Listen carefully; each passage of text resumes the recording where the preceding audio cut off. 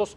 Saludo esta tarde Enrique Núñez, director del periódico Intolerancia. Bienvenido, Enrique. Juan Carlos, qué gusto, gracias. Alex Rodríguez. Estimado Juan Carlos, amigo gracias. De mucho tiempo. Saludos. Estimado Alex, director de la revista Campaigns and Elections. Y de casa, mi querido Héctor Rodrigo Ortiz, ¿cómo estás? Buenas tardes, noches. Bien. Buenas tardes, Gracias. noches. ¿Quieres empezar? Digo, a lanzar los temas con nuestros expertos esta noche. Juan Carlos, bueno, un gusto, gracias por Gracias, acompañarnos esta tarde en Imagen. Queridos amigos, pues definitivamente una elección como se empezó a diagnosticar desde tiempo, donde todas las encuestas de salida hoy pues señalan lo mismo, un ganador que parece ser que abultadamente se va a llevar la victoria, lo decían todas las encuestas, algunas decían que estaban amañadas.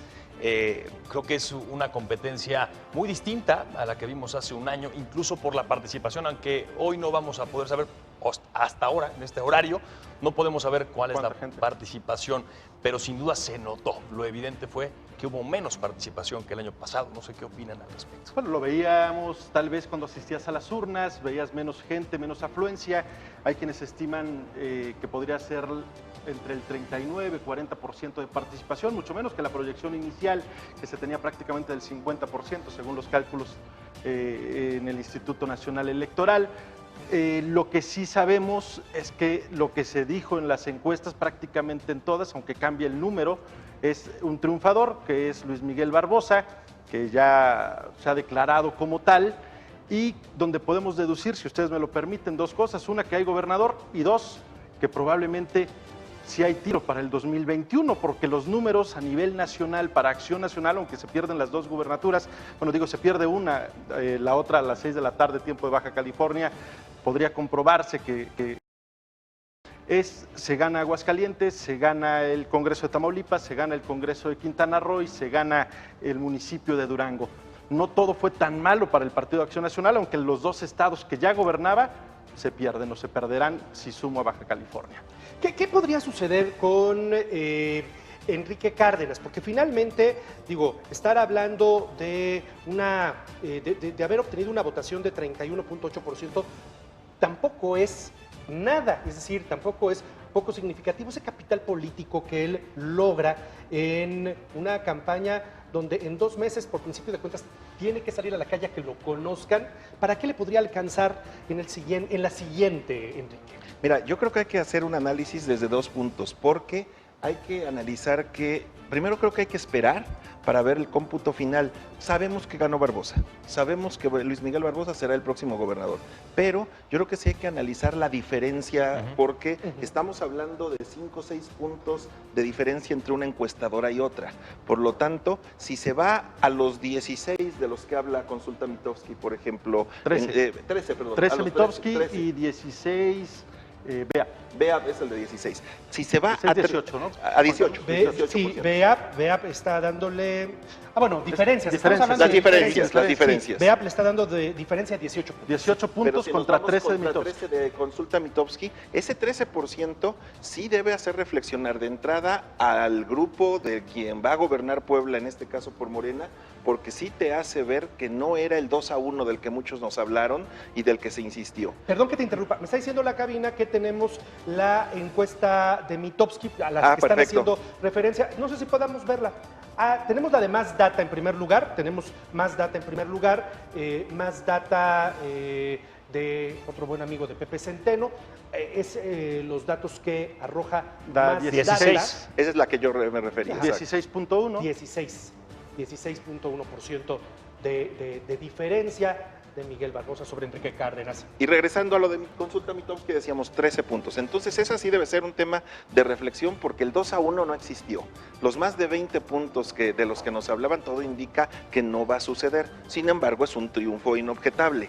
Pero ahora vamos al tema de Cárdenas. Sí me parece que hoy por hoy es un candidato, un posible candidato, si deja de renegar de los partidos políticos y asume una postura, por ejemplo, por el lado del PAN, que ya vimos que los necesita, se convierte en un candidato natural. El problema yo lo veo, cierto, y retomo un poco lo del 2-1, sí llegó a existir el 2-1, ¿dónde quedó o dónde quedaron ese porcentaje que fue perdiendo para que quedáramos en 19 o en 13 votos, en 13% según Roy Campos? Esa es la primera pregunta que se haría.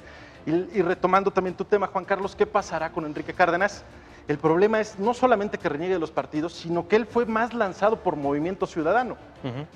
Entonces, Pero ese voto que se lleva es del PAN. es un O sea, voto digo, no, del no 30% panista. También hay que ser sincero, el 30% es del PAN. Ahora, decir una cosa, el PAN nunca ha ganado una gubernatura si no es con Moreno Valle. Y creo que el gran Regresó ausente a lo anterior. fue Rafael. Sin y la embargo, operación no todo está perdido que para el tenía. PAN, porque ese 30% es señal de que hay vida para lo que sigue. Ahora, y en el Con desglose. Cárdenas o sin Cárdenas, ¿eh? Porque hoy, si vamos al desglose, pues seguramente encontraremos que Puebla Capital fue la que más votos dio al Partido Acción Nacional.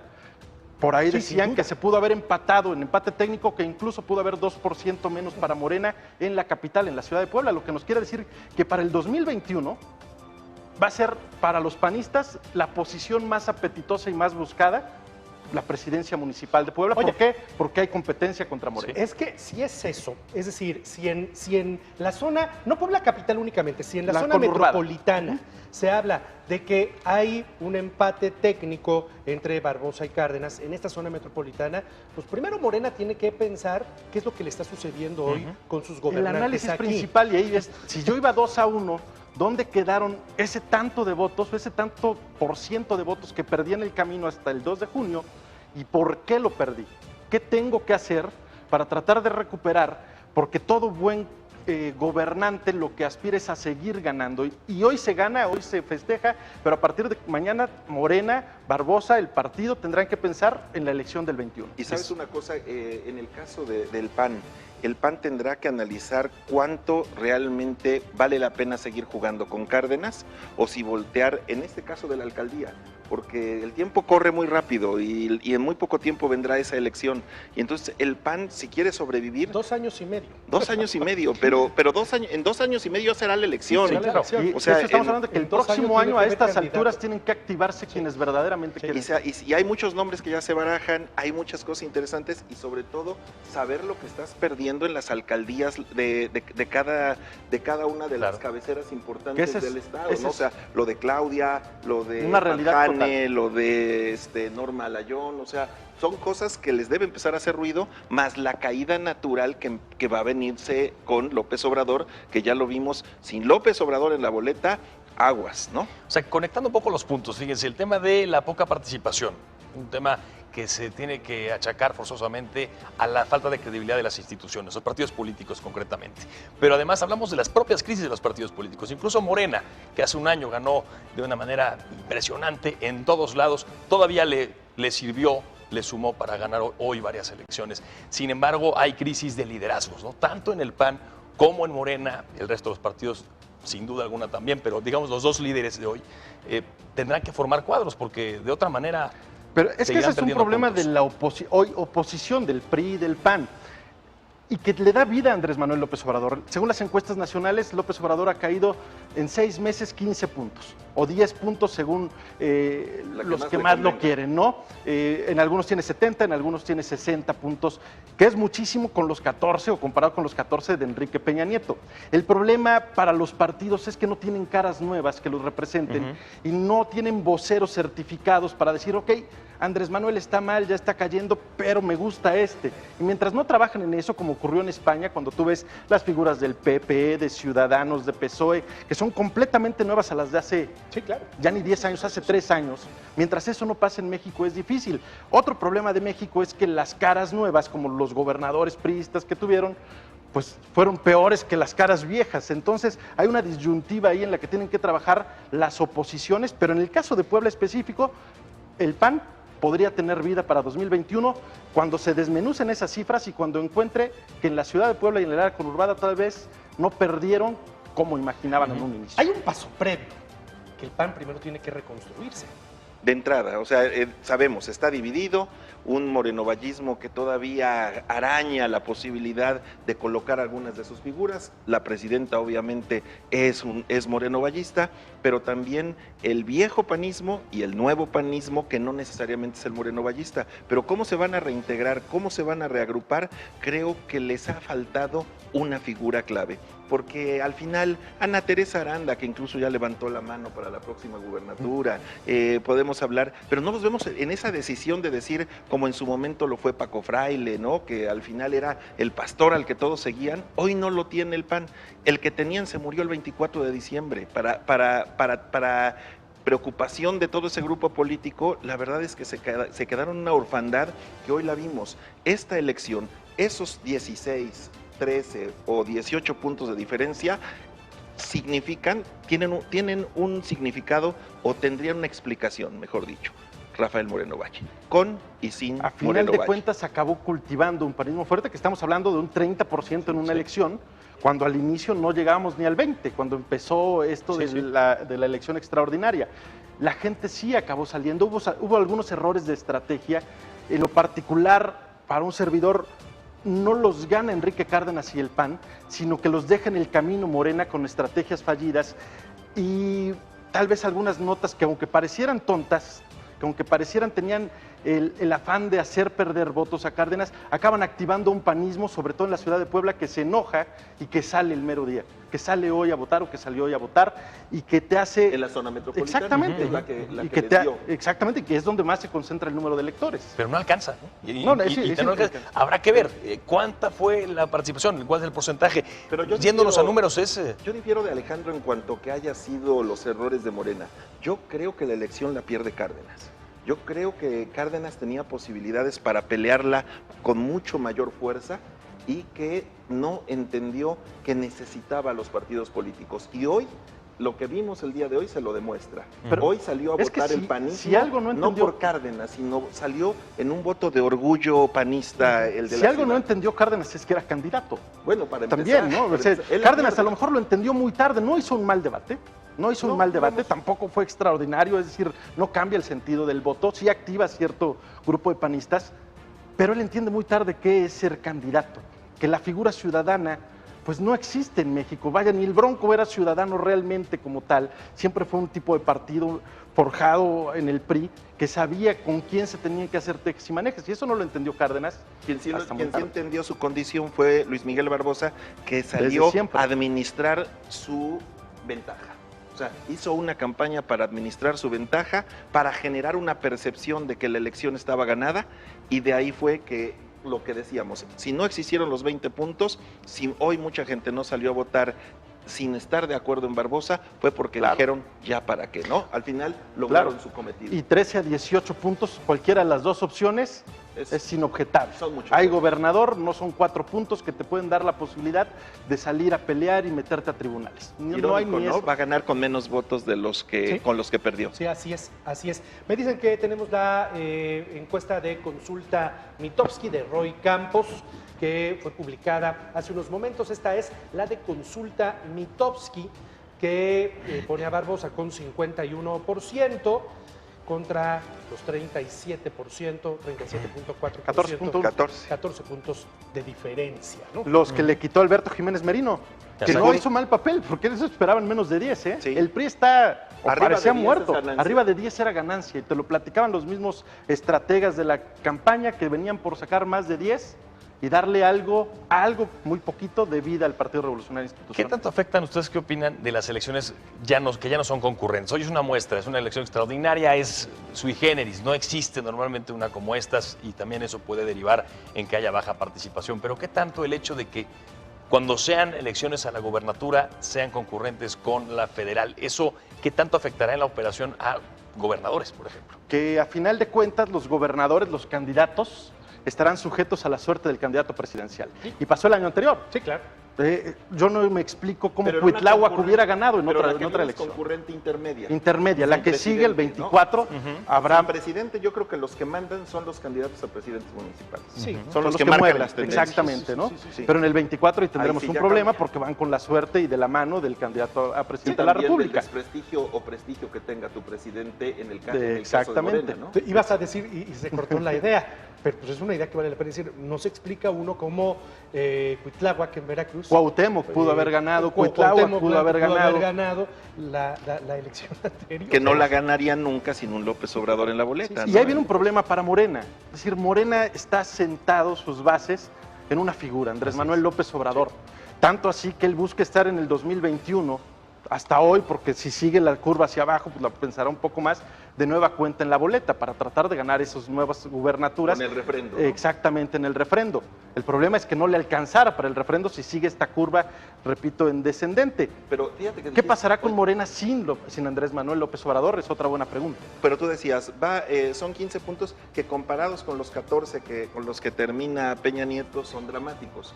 Sí, pero Peña Nieto tuvo una curva primero ascendente. Ascendente, ¿te acuerdas Sí. que era el cambio de México según la revista Así Time, es. la nueva cara de México? Claro. Era otro país. Y El en pacto. cambio López Exacto. Obrador, que inicia en una posición que nadie había tenido, Nadie. entonces él desde su inicio empieza hacia abajo, ¿no? Entonces vamos a ver dentro de 2 años y medio cómo está López Obrador, pero perder, sean 10 o sean 15 puntos porcentuales en tan poco tiempo de gobierno, sí les debe estar preocupando. Y ahí retomamos esta famosa frase de que la campaña es poesía y gobernar es prosa.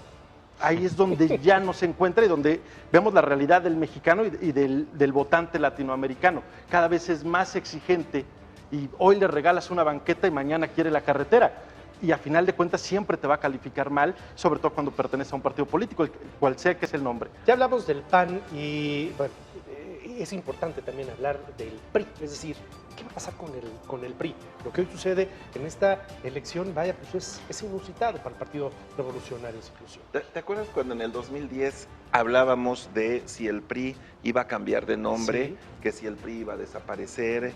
Vaya, se generaron una serie de expectativas y de hipótesis respecto a esto.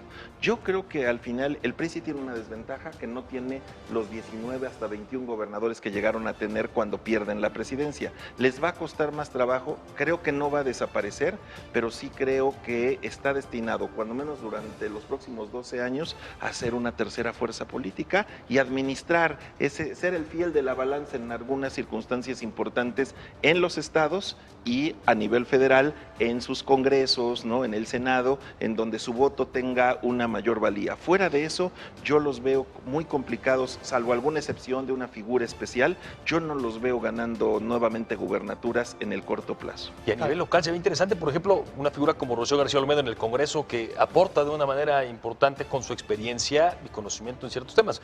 Puede ayudar mucho la participación del PRI ahora. En lo personal, no me parece una figura emergente, No. me parece una figura de siempre, que ese es el problema del PRI. Sí, eso es verdad. Cuando al PRI lo han intentado renovar, aparecen los mismos de siempre para tratar de hacerlo. Y lo vemos en el proceso nacional.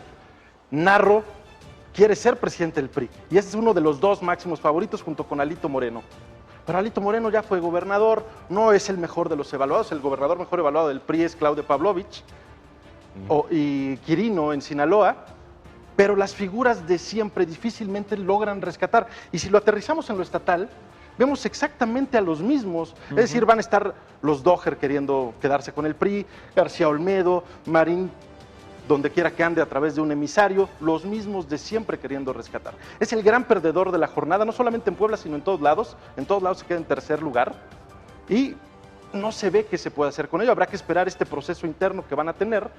Primero que se pongan de acuerdo, si lo hace el INE, si lo hacen ellos, lo que ocurra, y a partir de ello empezar a ver qué pueden sumar, pero se antoja más un PRI con Alejandro Moreno, por ejemplo, más cercano a Andrés Manuel López Obrador, que dispuesto a dar la pelea o a convertirse en oposición real. Veremos a Barbosa, pregunta, veremos a Barbosa asumiendo también el liderazgo moral, técnico, las directrices de Morena aquí en Puebla para enderezar cosas que no están marchando bien con Morena aquí en Puebla.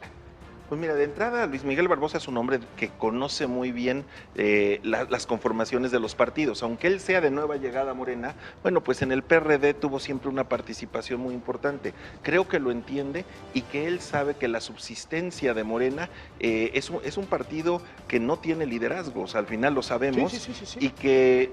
Pero habiendo tantos viejos políticos hoy en Morena, muchos de ellos incluso del PRI, yo creo que están acostumbrados a que el gobernador manda. Y yo creo que no va a ser un caso de excepción. Yo creo que como lo veíamos en el viejo PRI, vamos a ver a un Luis Miguel Barbosa ejecutando y convirtiéndose en el líder en los hechos de ese partido, cuando menos mientras él sea gobernador. Es un tipo inteligente, un tipo hábil en cuestiones políticas, lo hizo con el Pacto por México en su momento, en la Cámara, en el Partido de la Revolución Democrática, donde ha estado, ha brillado, es muy inteligente, muy hábil y tiene una oportunidad desde Puebla convertirse tal vez en el mejor gobernador que pueda tener Morena de los 5 que ya están, en donde la más avanzada es Claudia Sheinbaum, y donde le acaba de pasar una crisis ambiental que no supo resolver. Entonces él puede convertirse en una figura emergente dentro de Morena, sin caer, por supuesto, en este afán de decir que ha pasado con todos los gobernadores que hemos tenido en Puebla. La prensa nos encargamos de decirle, usted es presidenciable, no hasta ese caso, pero sí puede convertirse en alguien fuerte e importante en Morena. Se decía mucho, se hablaba mucho de que ciertas personas del gabinete, hoy con Pacheco Pulido todavía, podrían refrendarse con Barbosa. ¿Apostarían por ello ustedes? Yo vería a lo mejor a Manzanilla repitiendo, no sé si Jorge Estefan Chiriac repitiendo, pero hasta ahí le pararía de contar. Yo igual, yo pienso que seguro está Fernando Manzanilla. Es más, él llega como antesala de Luis Miguel Barbosa, ¿no? Es un tema que se tenía hablado que iría. ¿Y qué te con parece él. si lo sumamos a la puja por la alcaldía?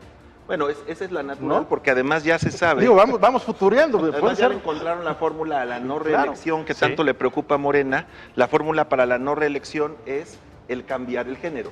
Entonces en la siguiente no puedes volver a hacer porque en la Una famosa tómbola no le toca mujer, le tocará hombre, y creo que Fernando Manzanilla sería uno de ellos. Y el caso de Jorge Estefan yo lo veo todavía, digamos, con reservas, pero con las posibilidades por su expertise. Y me parece que un tema de congruencia sí sería, por ejemplo, el de Alejandro Cañedo, que une al sector, aunque él creo que declaró otra cosa en algún encuentro con hoteleros.